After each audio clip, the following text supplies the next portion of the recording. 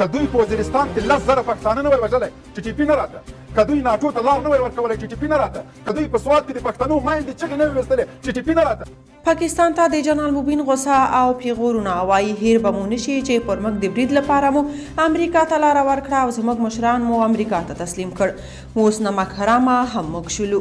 جزئیات همدلته وګورئ او چینل سبسکرایب کړئ.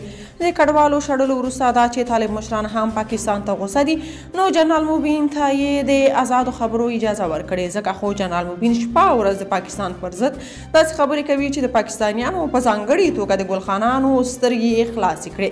ګلخانان خو ماغزه نه لري، ګنې هغه به یې هم ورخلاصول.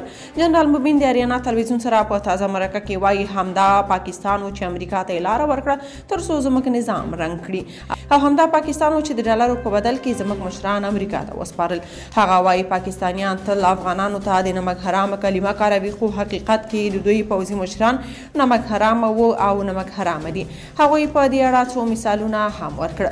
لومړی، پاکستان د افغان جهاد له امله پاکستان پاتې شو، ګنې اوس به د روسیې تر استعمار لاندې وه. که زه دروغ وایم ورشئ د ضیاءالحق خبرې واورئ چې وایي مجاهد د افغانستان د ازادۍ او د پاکستان د بقا جنګ دی.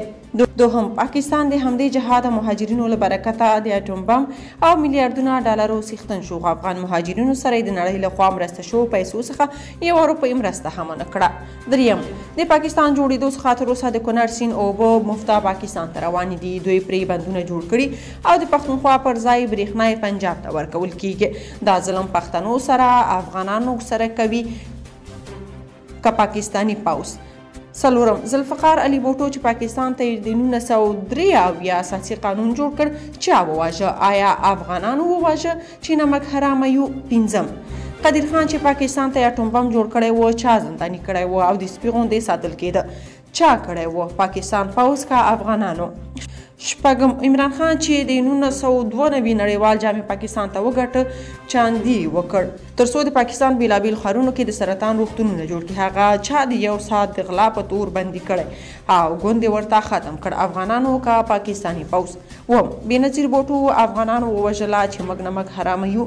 اتم، د پاکستان څخه میلیارډونه ډالر د پوځ مشرانو غلا کړي که موږ افغانانو چې موږ نمک حرامه یو. نهم، ایمل کانسي د 10,000 ډالرو په بدل کې افغانانو پر امریکا خرڅ کړ چې موږ نمک حرامه یو. لسم، ریمن ډیوس چې اسلام آباد کې پاکستانیان ووژل د پیسو په بدل کې افغانانو خلاص کړ که پاکستاني پوځ؟ که تاسو په دې اړه څه نظر لرئ په کومنټ کې شریک او چینل سبسکرایب کړئ.